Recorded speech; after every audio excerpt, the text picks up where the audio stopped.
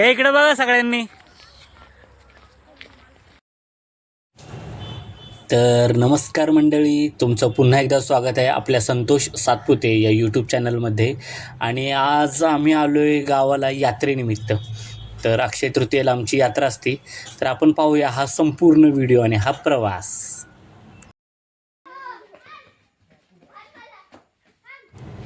यात्रा म्हणलं की सगळी चुलत सख्खी मामे आते भावंड सगळी एकत्र येतात. आणि हे बघा इथं रात्री 10:30-11 वाजलेत आणि ह्यांचा बघा कसा अप्पारप्पीचा खेळ चाललेला आहे. एकमेकांना मारते दणकून.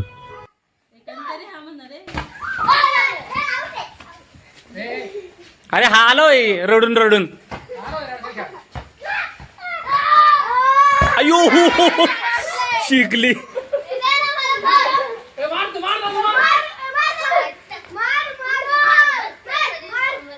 ए धमकी काय देते का तू? मार रे मार तिला.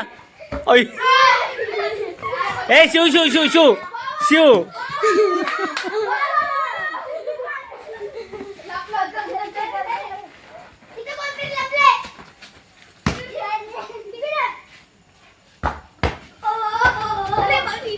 आणि दुसऱ्या दिवशी अक्षय तृतीया म्हणून आईने ते 5 पांडव जे असतात शेणाचे ते केले होते. आमच्याकडे ते तसं करतात आणि त्यात चाफ्याची फुलं रोवतात. तर अक्षय तृतीया ही आमच्याकडे धान्याच्या गणगुलीला पण असं हे करतात. आणि पोहायला म्हटल्यावर हे बघा ही सगळी कशी गँग पळाली अख्खी.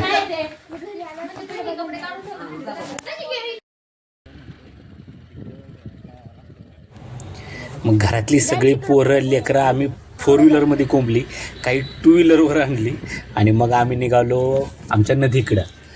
माझं गाव मुळशी तालुक्यातील अकोले आणि ही मुळगंगा म्हणजे मुळा नदी आणि हिच्यावर धरण बांधलेलं म्हणून ते मुळशी धरण. तर अशा प्रकारे आम्ही नदीवर निघालेलो आहे आणि काही जण आधीच पोचलेली होती पोहायला. तर अशी पोहायची मज्जा आता तुम्ही पुढच्या व्हिडिओमध्ये बघाल. पोरांनी कशी धमाल केलेली सगळी त्या नदीच्या पाण्यामध्ये.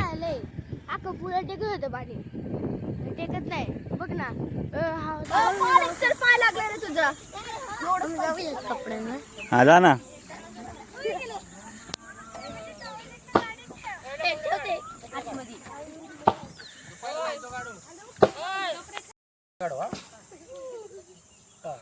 One, two, three, start!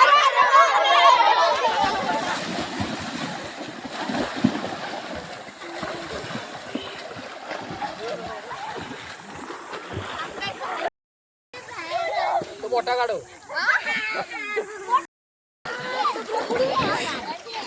पहिले मला हा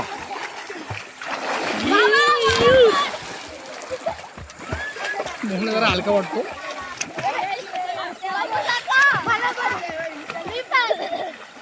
या 1 2 3.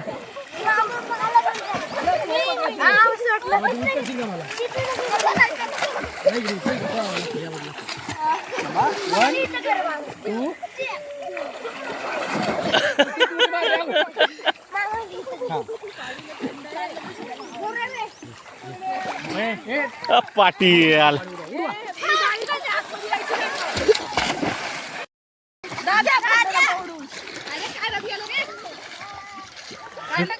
जर मी शूट करत होतो. शिव दादू चला. ए शिवांश ओम.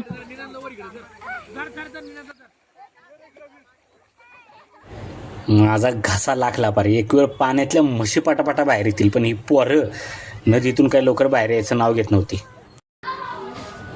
आम्ही नदीवरनं आलो तोपर्यंत आई नानी आणि ज्योतीचा यांचा पुरणपोळ्यांचा स्वयंपाक चालू होता. देवाला नैवेद्य दाखवायचा होता आहे तिचाच. तर ती ही गडबड सुरू त्यांची होती किचनमध्ये. आणि नैवेद्य दाखवून आल्यावर देवळात मग आम्ही सगळीजणं एकत्र जेवायला बसलो.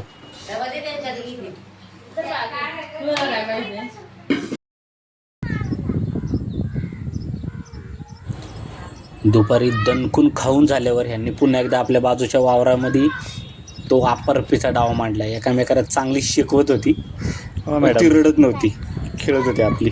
बॉल बसला तर रडशी ना. ए हिच्यावर पण एक बॉल टाका रे. ए जा तिकडे. आला लगेच. आणि मग संध्याकाळी आम्ही आलो आमच्या गावच्या मंदिरामध्ये भैरवनाथ आणि जोगेश्वरी माई यांच्या दर्शनासाठी.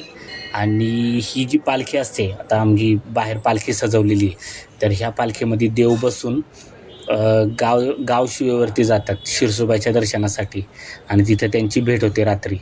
तर असं ते सगळं ही यात्रा संपन्न होती त्यांच्या दर्शनाने, त्यांच्या भेटीने.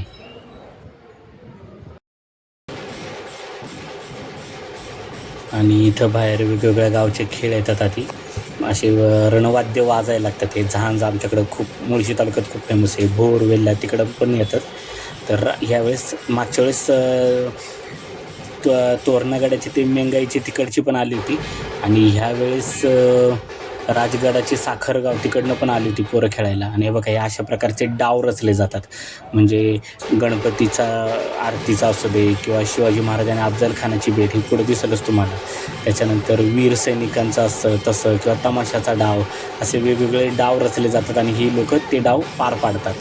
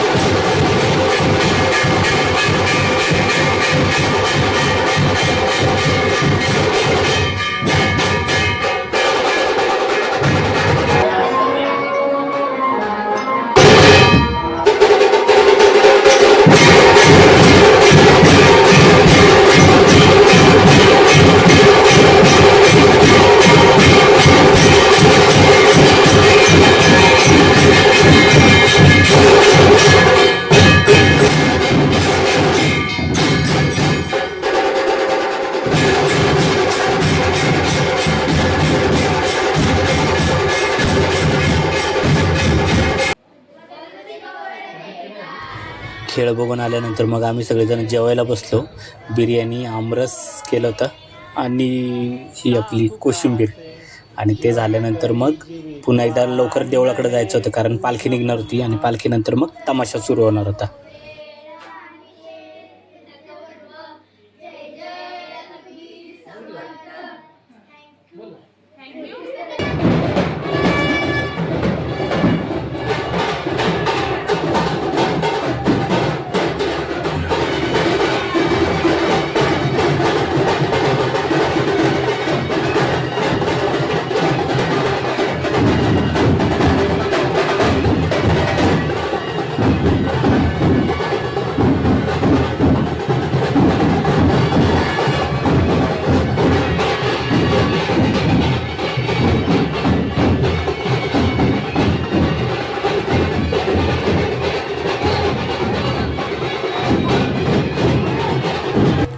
आणि पालखी झाल्यानंतर रात्री सुरुवात झाली तमाशाला. आणि मी खास करून मुलांना तमाशा बघायला आणतो.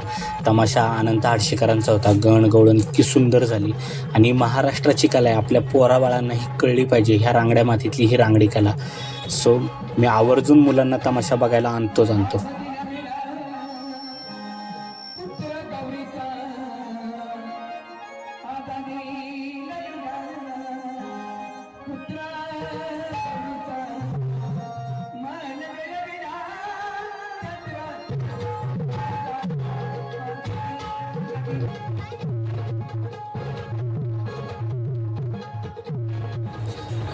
गण झाला. गणानंतर खडी सलामी असते. खडी सलामी म्हणजे नृत्यांगना येतात आणि ते त्यांची अदाकारी दाखवतात. आणि त्याच्यानंतर गवळण सुरू होते.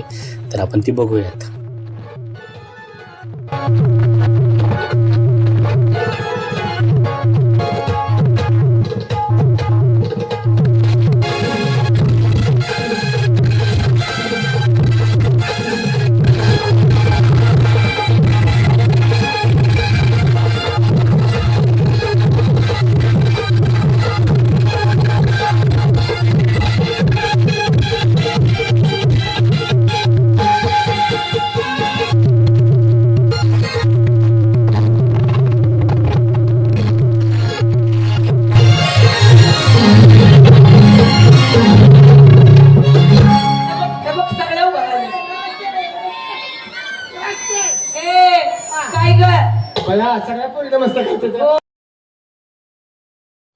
तर असा हा आमच्या अकोले गावच्या अक्षय तृतीयेच्या यात्रेचा संपूर्ण प्रवास आपण बघितला असेल.